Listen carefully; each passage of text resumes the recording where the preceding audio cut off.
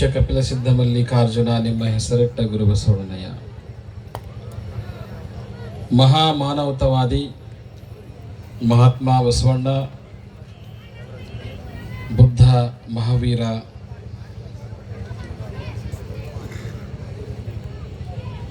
ಹಜರತ್ ಮೊಹಮ್ಮದ್ ಪೈಗಂಬರ್ ಸಾಹಬ್ ಯೇಸು ಮಸೀಹ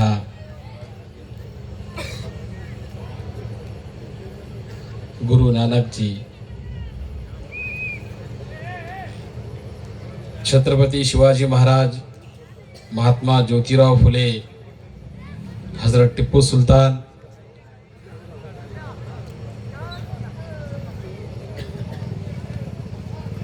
संविधान शिल्पी डॉक्टर बाबा साहेब अंबेडकर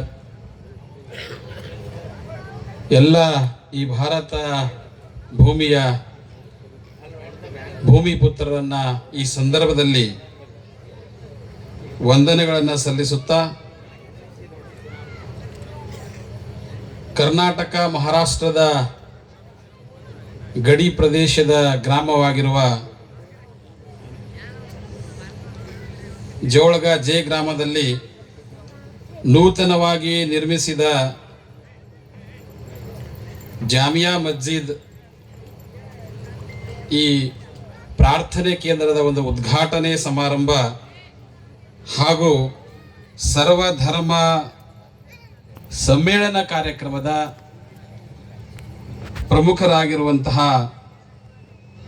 ಲಾತೂರಿನ ಇಮಾಮರಾದ ಮಕ್ಕಾ ಮಸ್ಜಿದ್ ಲಾತೂರಿನ ನಮ್ಮ ಮುಸ್ಲಿಂ ಧರ್ಮದ ಪ್ರಮುಖ ಗುರುಗಳಾಗಿರ್ತಕ್ಕಂತಹ ಮೌಲಾನಾ ಮುಸ್ತಾಫಾ ಸಾಹೇಬ್ ಮಜಹೀರ್ ಅವರಿಗೆ ಮತ್ತು ನಮ್ಮ ಜೊತೆಗೆ ಸರ್ವಧರ್ಮ ಕಾರ್ಯ ಮಾಡುತ್ತಿರುವ ಬೌದ್ಧ ಧರ್ಮದ ಭಂತೆ ಅಮರ್ ಜ್ಯೋತಿ ಅವರೇ, ಕಲಬುರಗಿಯಿಂದ ಆಗಮಿಸಿರುವ ಸಿಖ್ ಧರ್ಮದ ಸರ್ದಾರ್ಜಿ ಅವರೇ, ಕ್ರಿಶ್ಚಿಯನ್ ಧರ್ಮದ ಫಾದರ್ ಅವರೇ ಹಾಗೂ ನಮ್ಮ ತಾಲೂಕಿನ ನಮ್ಮ ಜಿಲ್ಲೆಯ ರಾಜಕೀಯ ಮುತ್ಸದ್ದಿಗಳಾಗಿರುವಂತಹ ಸನ್ಮಾನ್ಯ ಆರ್ ಕೆ ಪಾಟೀಲ್ ರವರೇ, ಈ ವೇದಿಕೆ ಮೇಲೆ ಉಪಸ್ಥಿತಿರುವಂತಹ ಎಲ್ಲ ಗಣ್ಯಮಾನ್ಯ ಅತಿಥಿಗಳೇ, ಬಹಳ ದೂರ ಸಾಂಗ್ಲಿಯಿಂದ ಆಗಮಿಸಿರುವಂತಹ ನಮ್ಮ ಮುಬಾರಕ್ ಫರಾಸ್ ಅವರೇ, ಮತ್ತು ಈ ಕಾರ್ಯಕ್ರಮನ ಬಹಳ ಅಚ್ಚುಕಟ್ಟಾಗಿ ನಿರೂಪಣೆ ಮಾಡುತ್ತಿರುವ ನಮ್ಮ ಆತ್ಮೀಯರು ಜೊತೆಗಾರರು ಆಗಿರುವಂಥ ಮೇರಜ್ ಪಟೇಲ್ ರವರೇ, ಈ ಒಂದು ಕಾರ್ಯಕ್ರಮದಲ್ಲಿ ಆಗಮಿಸಿರುವಂತಹ ಅನೇಕ ಗ್ರಾಮಗಳಿಂದ ಮೌಲ್ವಿಗಳು ಬಂದಿದ್ದಾರೆ, ಮುಸ್ಲಿಂ ಧರ್ಮೀಯ ಅನುಯಾಯಿಗಳು ಬಂದಿದ್ದಾರೆ, ಮತ್ತು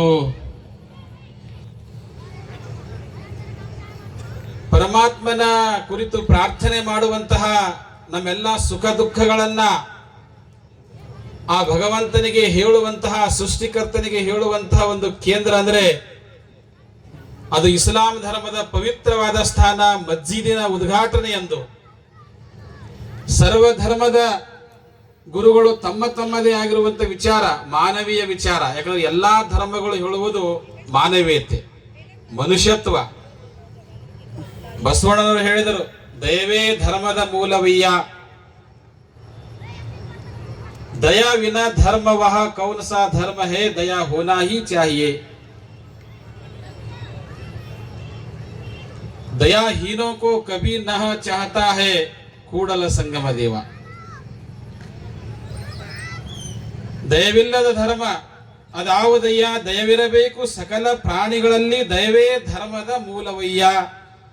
सारे धर्म का जो सार है वो मानवता है, दया है, प्रेम है, करुणा है, भाईचारा है. हमारा संविधान भी वही कहते हैं, समता, स्वतंत्रता, बंधुता और सामाजिक न्याय.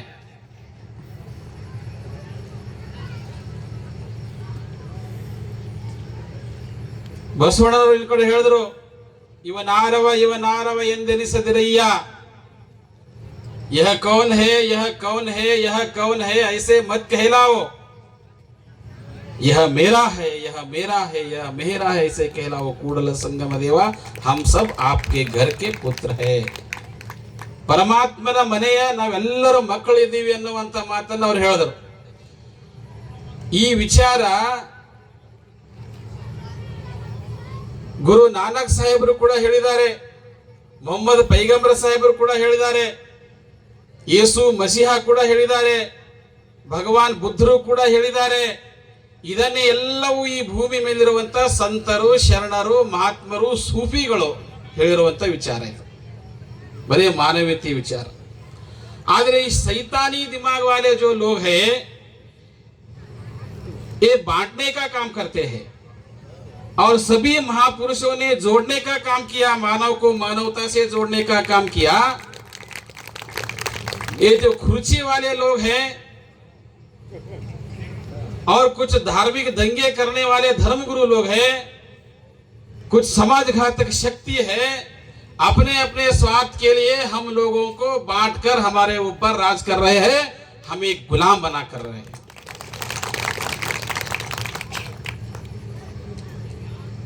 ನಾವು ಯಾವಾಗ ಜಾಗೃತ ಆಗೋದು, ಕೇವಲ ಸರ್ವಧರ್ಮ ಗುರುಗಳ ಸಮ್ಮೇಳನ ಮಾಡಿ ಸಭೆ ಒಳಗ ನಾವೆಲ್ಲರೂ ಒಂದೇ ಅಂತ ನಾವೇನು ಹೇಳ್ತೀವಿ, ಇದು ಪ್ರಾಕ್ಟಿಕಲ್ ಅಲ್ಲ.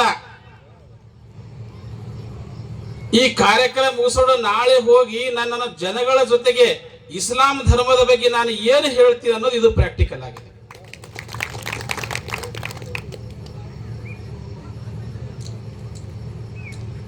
ನಾನು ಮಾತನಾಡ್ತಕ್ಕಂಥದ್ದು ನನ್ನ ಫಿಲಾಸಫಿ ಅಲ್ಲ, ನನ್ನ ತತ್ವಜ್ಞಾನ ಅಲ್ಲ, ನಾನು ಆಚರಣೆ ಮಾಡ್ತಕ್ಕಂಥದ್ದು ನನ್ನ ನಿಜವಾದ ತತ್ವಜ್ಞಾನ. ಇದು ನಾವು ಪ್ರತಿಯೊಬ್ಬರು ತಿಳ್ಕೊಳ್ತಕ್ಕಂಥ ವಿಷಯವಾಗಿದೆ. मैं सभी मौलवियों को गुजारिश करना चाहता हूं, आप सिर्फ इस्लाम धर्म के लोगों को ज्ञान देते हैं, मुझे ऐसा लगता है। कुरान के जो ज्ञान है सब मानव के लिए है, सबके ऊपर दया करने के लिए है। जन्म से लेकर मृत्यु तक क्या करना चाहिए, क्या नहीं करना चाहिए, सब सिखाता है कुरान। क्या आप लोग गैर मुसलमानों में जाकर अपना धर्म का जो समता का जो संदेश है, मसावात का जो संदेश है, क्या आप सही दिल से कर रहे हैं, क्या दे रहे हैं, क्या ये सोचना जरूरी है। हम नहीं कर रहे, इसलिए दुश्मनों ने उसका फायदा ले रहे हैं। मस्जिद में सिर्फ नमाज